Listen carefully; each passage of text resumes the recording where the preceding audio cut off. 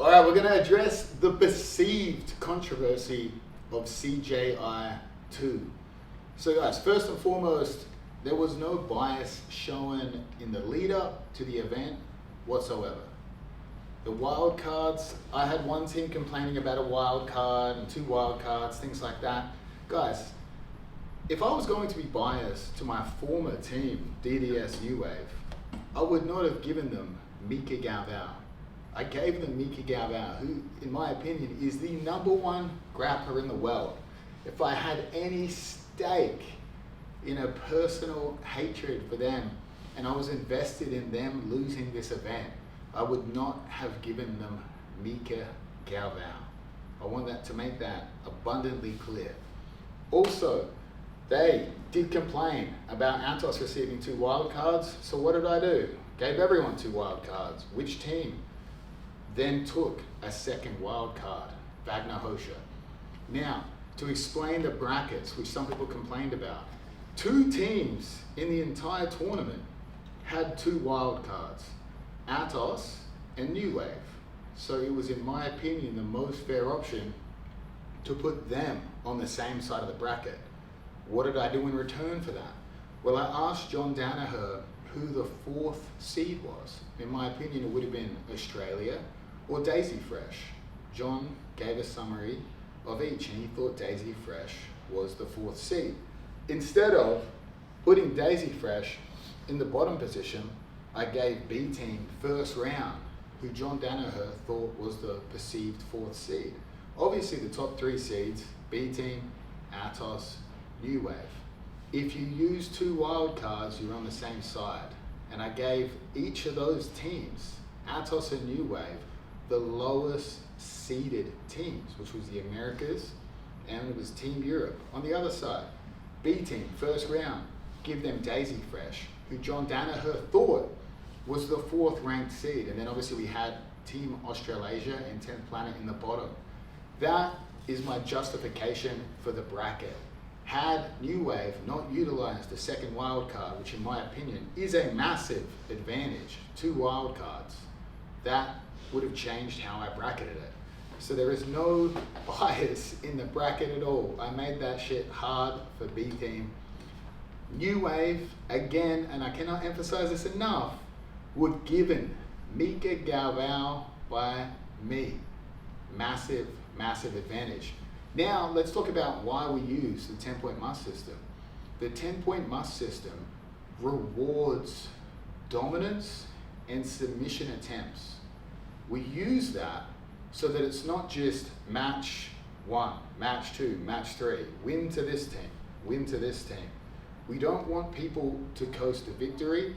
We want to reward people for trying to dominate and finish their opponents, right? Everyone's confused because they were like, wait a minute, if we go to the final, New Wave won 3 matches, B team won 2. Well, guess what? In a UFC title fight, you can win 3 rounds and still lose the fight. If you win 3 rounds by 10-9 and lose the next 2, 10-8, you lost the fight. You don't get to go out there and say, well, I won 3 rounds. No, you lost the fight. If you win the first 3 rounds, 10-9, you then win a 10-8, then you win a 10-9, well then you have a 47-47 scorecard. We did this again so that you would push the pace, try to dominate, and most importantly, try to submit your opponent. If your opponent was difficult to submit, we wanted you to be rewarded. The only caveat to that was if there was a massive size discrepancy, which did occur, the maximum amount you could win by would be a 10-9. I didn't want a Victor Hugo against a Diego Pato, where Diego literally potentially too small to do anything. Not saying he couldn't have a chance of victory, but I didn't want that to be too unfair. So I wanted that to be limited at a 10-9. We added that rule in. That was probably the only rule I changed at any later date, and that was still added very, very early. Now let's talk about the tiebreaker conditions, all right? So CJI 1, we did 3 5-minute rounds for regulation periods. What I didn't want people to do was go out and win the first two clearly 10-9, and we did open scoring in that, so you would know you were up 2 rounds. I did not want you to be able to coast to victory in the last round and not care. If you got 10-8'd in the last round, that, my friends, is a draw. And the tiebreaker condition in a draw scenario is that the last round wins. Everything I did in shaping, molding the rule set for this event was that you could not just get up in a perceived way and then coast to victory. We wanted to weight the last round heavy. Again, that precedent was set at CJI 1. The tiebreaker condition, all the coaches understood this from the very first meetings. It was always the case that we would do an accumulation of scores that would be revealed at the end. In the scenario at CGI 2 of Atos versus Europe, they didn't come out and say, Andre Galvão wins 4-1. No, they read the scorecards. Each judge read the scorecards, their scorecards. They had to judge each round according to the 10-point must system. The 10-point must system is moot. It's useless if it's just match by match, or had we done that at CGI 1 round by round. That is the reason the 10-point must system was in there. And the reason the tiebreaker condition was applied to CJI 2 was it is a team event. Each match is a round, like a UFC title fight. So you can obviously win 3 rounds in a team series and still lose or go to a draw. Again, I cannot emphasize this enough. When Team Atos beat Team Europe, which was 5 double eliminations, we announced the cumulative scorecard. We did not announce 4-1. So for everyone confused in the final, and I understand there's a lot of personal tension and people think there's perceived bias, whatever. New Wave won 3 of those rounds. But according to the scorecards, which Miha is going to explain why he scored it the way he scored it, he's going to justify whatever, well not everyone, but a lot of people think, oh, there's something fishy go on there. There were coaches like John Danaher was instrumental in the rules meetings. He was instrumental in changing some of the rules, such as when you'd be penalized starting in a half guard position. John Danaher understood the rules. John Danaher coached GSP in many title fights. He understands the 10-point must system, I would say, better than any of the other coaches in this entire event because of his history with the UFC and his history in 5-round title fights. The tiebreaker condition was obvious and understood by all the coaches.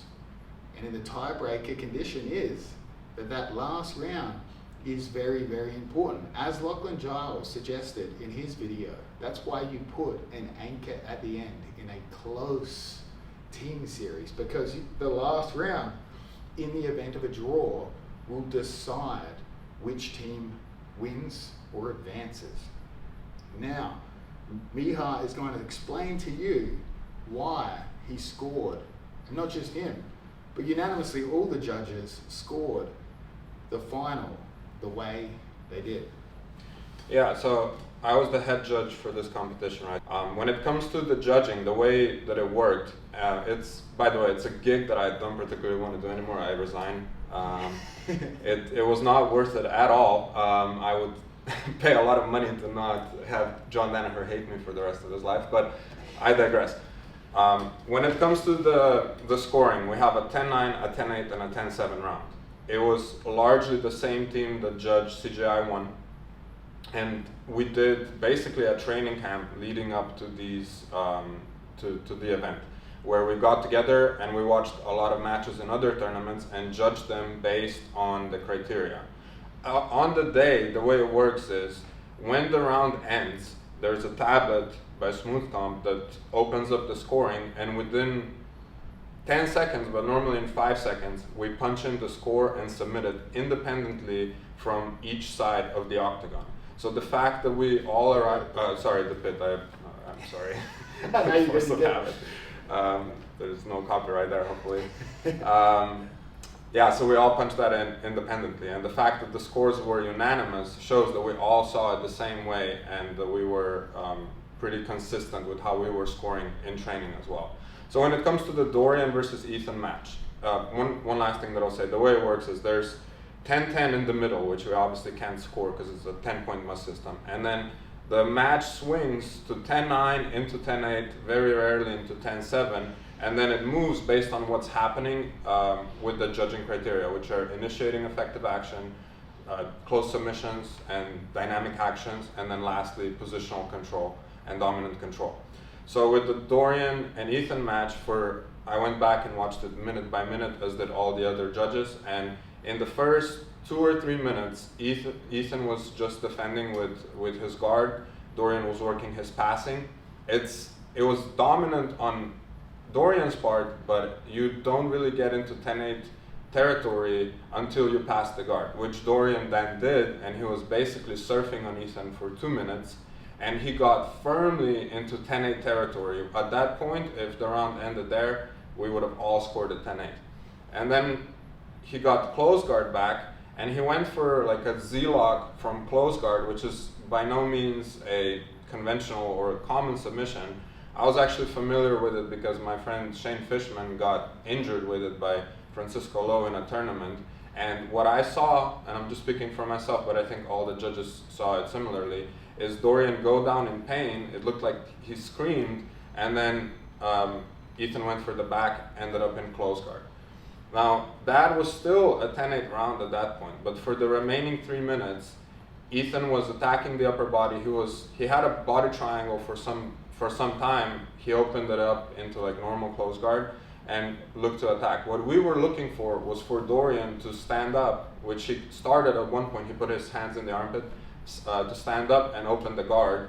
Had he opened the guard and started passing, he would have gone back into 10-8 territory. But with about a minute to go, the round becomes a 10-9 round because of the lack of progression on top, and because Ethan was able to slow down the match and initiate some action with upper body control. People say that the body triangle from close guard is a stalling position, which is, you could argue that, but if you're getting stalled on from a neutral position like bottom close guard, that doesn't make you overwhelmingly dominant anymore, which is why we all scored it a 10-9 round. And I think as more and more people went back and looked at it, they got to that same conclusion as well. And then the last round between Nicky and Luke, the controversy in the score there, I believe, is that for the first 3 minutes it was an engagement on the feet where they were both kind of like trading throw-bys and not that much happened.